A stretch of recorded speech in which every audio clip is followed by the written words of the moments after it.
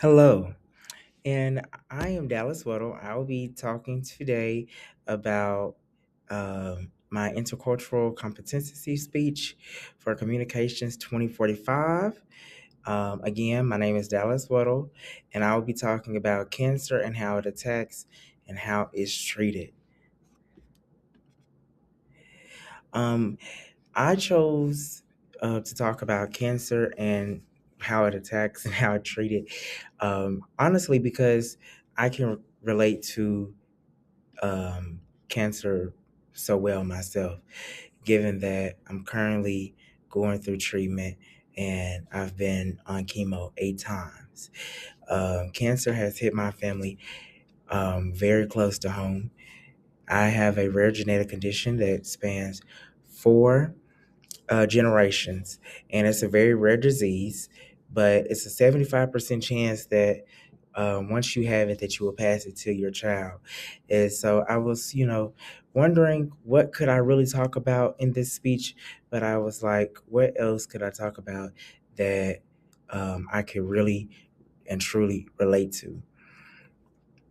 I chose to talk about, like I said, chemo. And the story that I picked is this article that I found, a reliable source.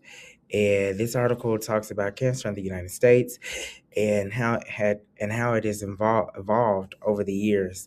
It alleges that the mortality rate is lower due to advanced researches, but of course, cancer still kills, and it is still very present in this day and age. It also presents facts that that younger Americans, are getting cancer at a very higher rate than older Americans. And before, younger Americans weren't getting cancer this quick and this young. In 1937, Congress ordered the creation of the Independent National Cancer Institute to study the causes, diseases, and treatment of cancer. That is a major um, breakthrough in slowing down the mortality rate of cancer, finding out why it happens, and preventing it in the future if all possible. In 1949, British researcher Richard Dahl found a correlation between smoking and lung cancer, which quickly led to the changes in societal norms regarding tobacco use. Um, Again, that is seen widely today. If you go look at you know, um, like smoking, it says that be careful of smoking because this can lead to lung cancer.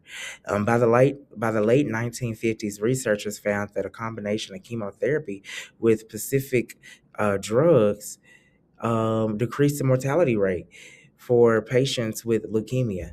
Again, this is very huge in finding out how to prevent deaths in the future.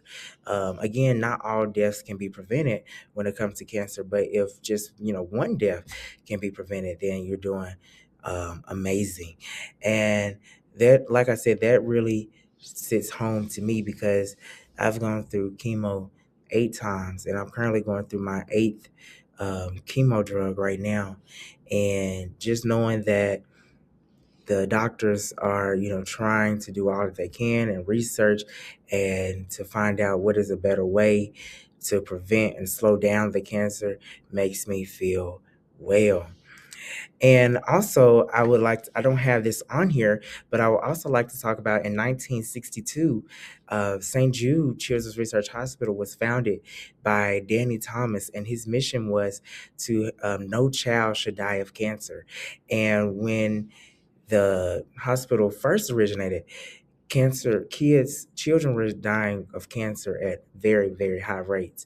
And now in 2026, the rate of cancer death are really, really low thanks to um Danny Thomas having that vision in 1962. And so 64 years later, we can see the progress that is being made. And I am so happy and thankful that St. Jude is there because they have helped me And I'm currently still a patient there receiving treatment. And so I just know that I'm in the best hands.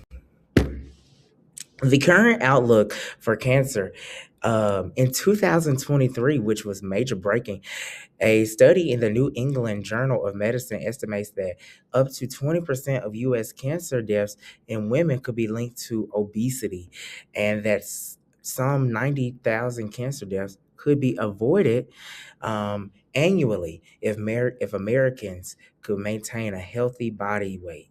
That is, um, I believe that is very great to know because a lot of Americans are obese and don't know that that is taking on their health.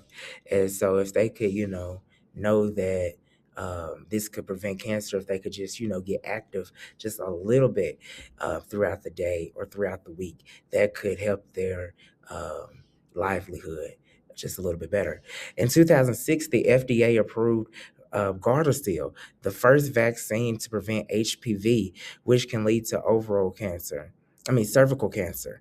Um, Again, that is great because I don't believe anybody should have cancer and should die from cancer. So anything to prevent cancer is just great. In 2024, the Biden and Harris administration finalized a ban on asbestos linked to lung and ovarian cancer. Um, and I'm just so grateful for that. The treatment outlook, well, the treatment for cancer, due to the increasing effectiveness of today's treatment techniques, which for most part involve surgery, radiation, and chemotherapy, which I have had to come in contact with, not radiation, but surgery, and like I said, chemotherapy. And so I'm just so wonderful and grateful that everything went so well with those two things. Survival rates, because of chemotherapy, radiation, and surgery, survival rates for cancer patients are higher than ever. That is wonderful to hear. Approximately 90,000 patients are curable as a result of radiation and surgery, and 46,000 are curable as a result of using chemotherapy. I can say that me being on chemotherapy and being in college is personally hard, but I am excited about the outcome. And so, though I know that right now it might be hard to, balance college life and balance social life and still be on chemo, I know that my outlook looks very strong and looks better. And so I am so thankful and grateful again for St. Jude and all that they do. Again, this is, I talked about cancer and the research behind it and the background, the current outlook, the treatment. And I am so happy that you listened to what I had to say and hope that you found some of this to be informative. And thank you again so much. My name is Dallas Weddle, and that's all I have.